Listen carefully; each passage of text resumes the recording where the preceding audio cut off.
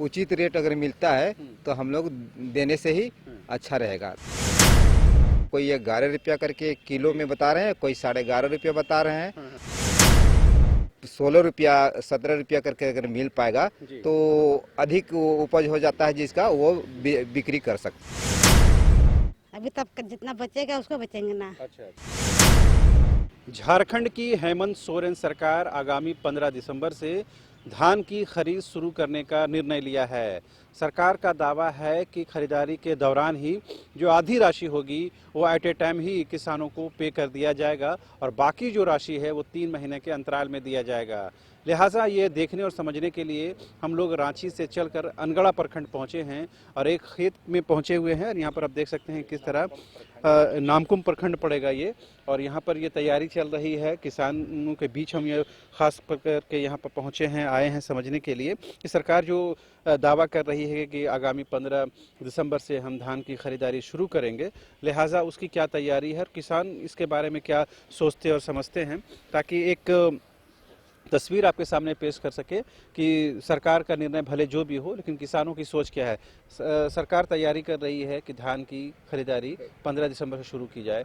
आप लोग किसान हैं, आप लोग क्या सोचते हैं इस बारे में? हम लोग तो सर यही सोचते हैं कि अगर हम लोग का खाने भर धान हो जाने के बाद में बाकी साल भर का जो खाने का बचने के बाद होता है उसको हम लोग सरकार को खरीदने चाह रहे हैं सरकार, तो हम लोग उसको उचित रेट अगर मिलता है तो हम लोग देने से ही अच्छा रहेगा। ताकि उचित रेट आप लोगों ने बाजार में पता किया है क्या रेट चल रहा है अभी? बाजार में तो अभी हर बाजार वाला अलग अलग रेट बता रहे हैं। कोई 11 रुपया करके किलो में बता रहे हैं, कोई 11.5 रुपया बता रहे हैं। तो इसमें अभी किसान तो बाजार में बिक्री नहीं कर पा रहा है। आगे आने वाले समय में अगर सही रेट अगर 16 रुपया 17 रुपया करके अगर मिल पाएगा तो अधिक उपज हो जाता है, जिसका वो बिक्री कर सकता है। पिछले साल आप लोगों ने सरकार को दिया था धान?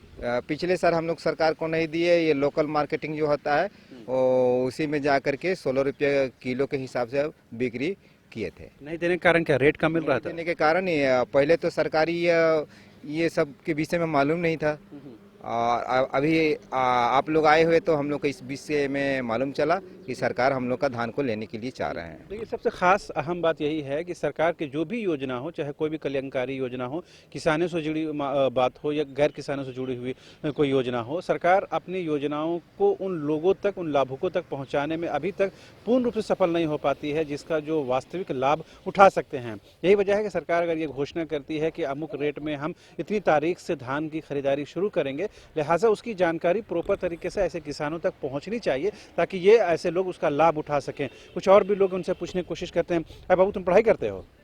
कहाँ पढ़ाई करते हो? बानपुर में। तभी यहाँ पर ये घर परिवार के हेल्प कर रहे हो? हाँ जी जी। क्या लग रहा है, सरकार अगर बोलती है कि हम किसानों से धान खरीदेंगे तो वो सही है या प्राइवेट में देना सही रहेगा? सरकार लेगा वही सही है। वही रहेगा। हाँ। मगर मेन तो रेट का मसला आ जाता है ना। हाँ। क्या लगा, रेट मिल पाएगा? नहीं, यहाँ नहीं तो नहीं।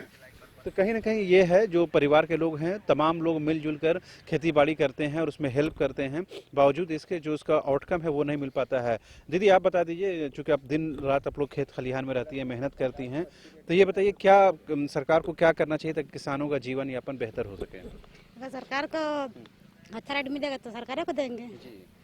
कितना रेट होना चाहिए आपके हिसाब से?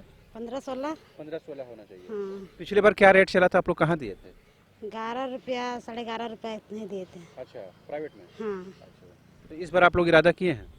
अभी तक जितना बचेगा उसको बेचेंगे ना। अच्छा अच्छा। 1 साल खाने के रख लेंगे, अच्छा उसके बाद जो बचता है उसको बेचते हैं। अच्छा। तो यही इम्पोर्टेंट बात यही है, सरकार को भी इस बात समझने की ज़रूरत है। अगर पैदावार अच्छी होती है तो उसके बाद ही किसान जो है वो अपने लिए, अपने परिवार के लिए वो पर्याप्त मात्रा में अनाज रख लेते हैं। उसके बाद ही वो सरकार को देने की बात हो या प्राइवेट स्तर पर देने की बात हो, उसके बारे में सोचते हैं। लेकिन सरकार ने ये ज़रूर एहतियात किया है कि सरकार ने पहले इसकी घोषणा कर दी है कि अमुक तारीख से हम धान की खरीदारी शुरू करेंगे। पिछली बार भी आपने सुना होगा कि खुद जो कृषि मंत्री है बादल पत्रलेख, उन्होंने कहा था कि MSP पर हम खरीदारी करेंगे और जो पैसे हैं वो एट ए टाइम हम किसानों के हाथों में देंगे। जो बाकी पैसे होंगे वो अकाउंट के माध्यम से उनके तक तुरंत पहुँच जाएंगे, उसमें कोई दिक्कत नहीं होगी।